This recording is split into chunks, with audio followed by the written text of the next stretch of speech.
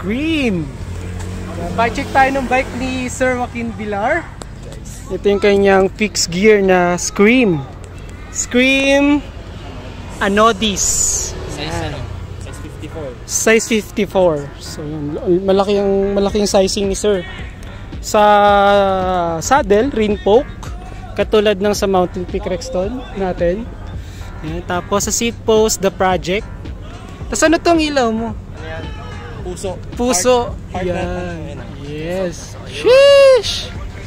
Puso. Ganda, ganda. Tapos si seat post, the project, yung clamp, Scream. Sa frame, meron tayo ditong size 54 na Scream Anodis. Yan. Aluminum carbon fork. Ayun, aluminum frame tapos carbon yung fork. Dito naman tayo sa may drop bar, the project. Anong size na ito? Size 40. Size 40, the project. Ganun din sa stem. 110mm, negative 17. Ayun, negative 17, 110mm yan. And, tapos Scream yung headset, VP yung top cap. Ito yung logo ng Scream. Pwede ito lagyan ng ano, no? Rim brake. Rim brake pwede. Yeah, pwede. Tapos sa wheelset niya, gano'ng kalalim to? 80? 88 mm. 88 carbon Legend. Yeah, makikita nyo carbon yan. Sheesh. Sa gulong meron tayo ditong Continental Ultra Sport. Sa hubs meron tayong Legend, no? Legend.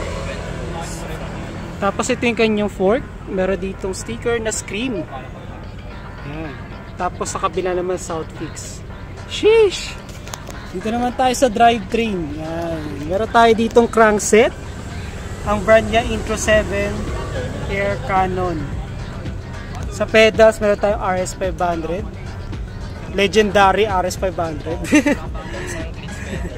Yan. Yung sa crankset naman yung chainring niya ay 49 teeth. DCD 144. Pogi, no? Linis. Linis tingnan. Dahil napaka-smooth ng ano niya, ng crank arm. Sa chain, meron tayong super toughness, no? Izumi. NJS stock siya. Para siyang gold, no? Or gold talaga to? Gold talaga. Ay, gold talaga. Sorry. Yan. Sarap. Sarap mo.